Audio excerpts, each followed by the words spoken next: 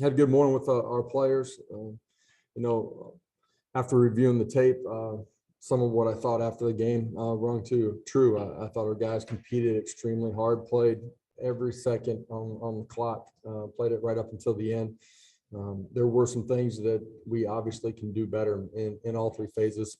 Had to play smarter to finish on the right side of that. Didn't do that. Those are things that, for the most part, we control. Offensively, just some simple communication things. Defensively, we got to get off the field on third down. A lot of what they did at the line of scrimmage, was really positive for most of the night. Didn't handle the quarterback draw. We had some different things that were in the game plan to help that. We just didn't execute it. And then special teams, a lot of really good things, but a couple of things that obviously the muff punt, the penalty where you push the offense into a backed up situation. Those are things that we got to be better in. Good news for us is we can control a lot of that.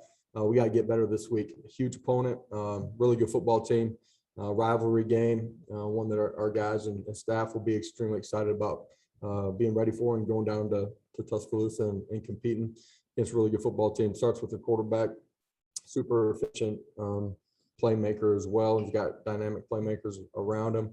Defensively, obviously front to back, really good. Athletic, have the ability to rush the passer, can do that with pressures, can do that with just their front four and got good cover guys on the back end. So big test for us, one that we're excited about though. With that, I'll open it up for some questions. Questions, we'll start with Brent. Coach, I know you don't do injury updates, but can you give any kind of status on Hendon Hooker at this point? Yeah, Hendon and Tyon and Cade are probably, day to day at this point. We'll see as the week unfolds where we end up with Hendon. So are you optimistic that it's not long-term serious, but there's a lot of speculation out there that his No. injury is a long-term? I don't think it's a long-term injury. His status for this week, we'll find out as we go though.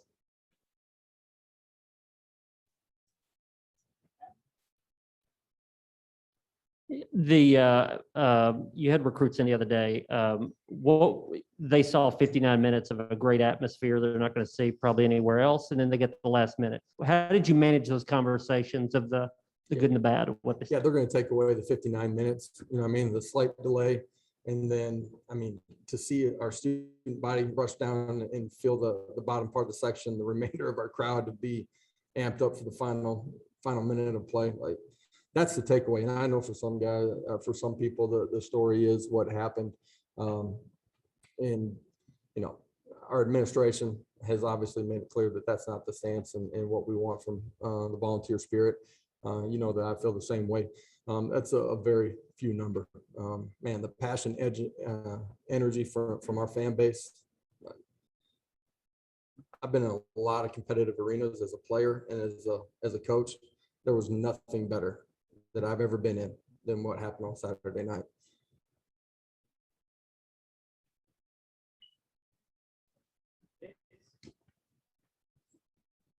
Josh, when there are things that maybe you don't agree with from an officiating standpoint or controversial plays, how do you handle that? Do you submit them to the SEC for at least, just to let your voice be heard, or how do you handle those things? Does that ever happen? I know things don't get overturned, but I guess some people procedurally still do. You turn those things in on Sunday. Okay.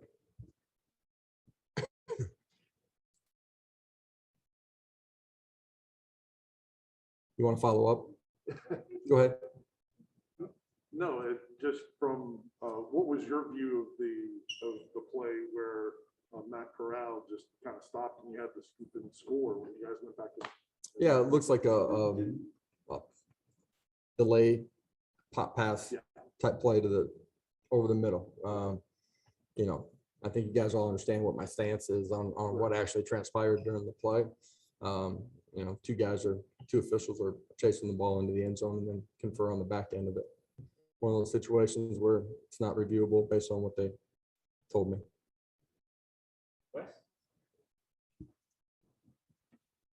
Not to belabor the point, Josh, but it seems like with spotting the ball in particular, is there anything that officials can do to to get in better position? I know they're usually not as fast as the players, but when guys are spotting the play from 20 yards behind it, how can they possibly get that right? Yeah, based on where the official is and where the play was, he's in a tough position. The reality is wherever that ball was spotted, that's probably, after review where it was going to continue to be.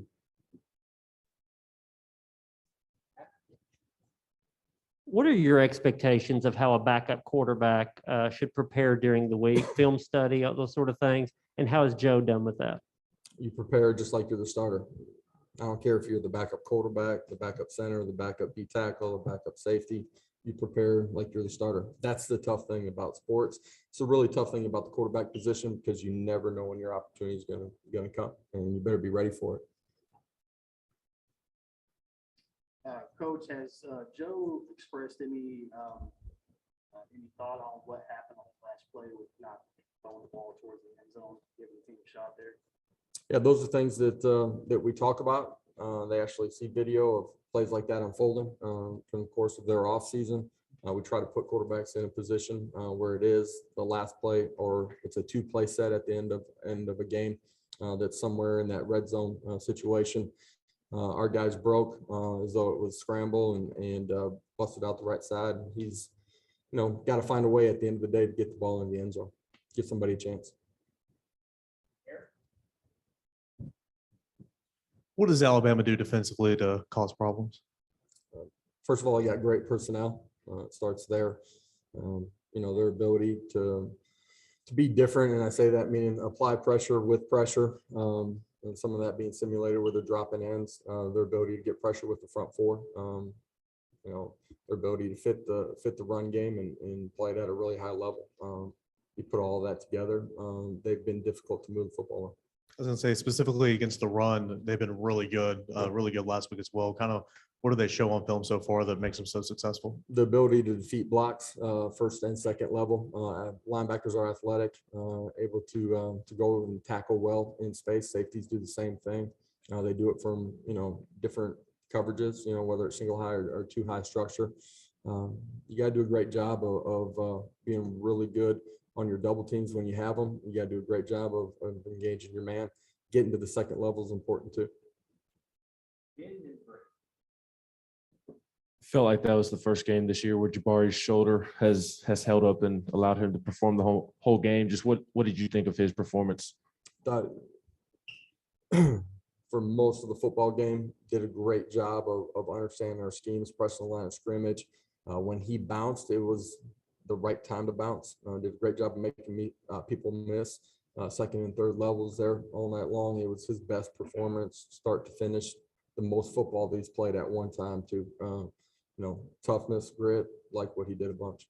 How challenging has it been for him to kind of manage that and play through that thing? Yeah, you look at the running back position for us as a whole.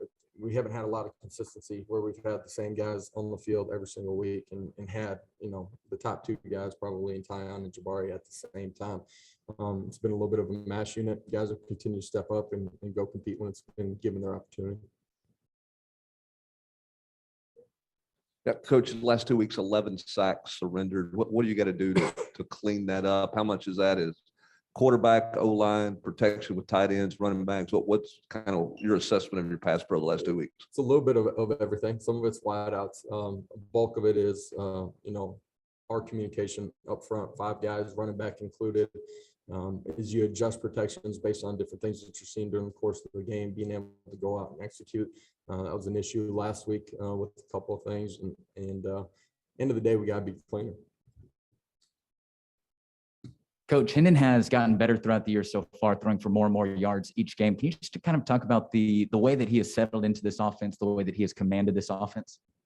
I think his understanding of what we're doing, his preparation's been really good. So he's had the ability to grow each and every week, playing with more confidence as he's gone through that. A part of that, though, is the growth of the other guys around him, too, that continue to get better. The other night, there were some things that we did really well. When I say we need to play smarter, for 4 quarters, each guy can't take his turn of being off, one time. That just kills you in the game that's, limited opportunities. And So for Hendon, he's going to continue to grow. Believe that he prepares in a great way. His teammates care about him. His teammates believe in him. That's been a big part of why he's been able to grow too. Coach, obviously when Kay went out, Dane Davis came in. I guess he hadn't played a whole lot this season. How did you kind of evaluate his performance on Saturday night? Yeah, some really positive things. A couple of things in protection that weren't as clean as they need to be as we adjusted things during the course of the ball game. Believe in Dane, believe in his preparation. If Cade's not able to go this week, feel like he'll be ready to play at a high level. Josh, you mentioned the bottom line is you got to make those stops on third down, but when you went back and watched those on film, how much of that is just a great quarterback making a great play versus you guys not being in position to make those? For sure, great players at some point make good plays. I thought we did a great job of harassing him all night long.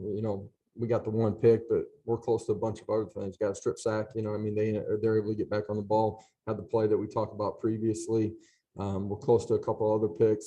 I thought our effort and being relentless and continuing to play each play showed as the game went on.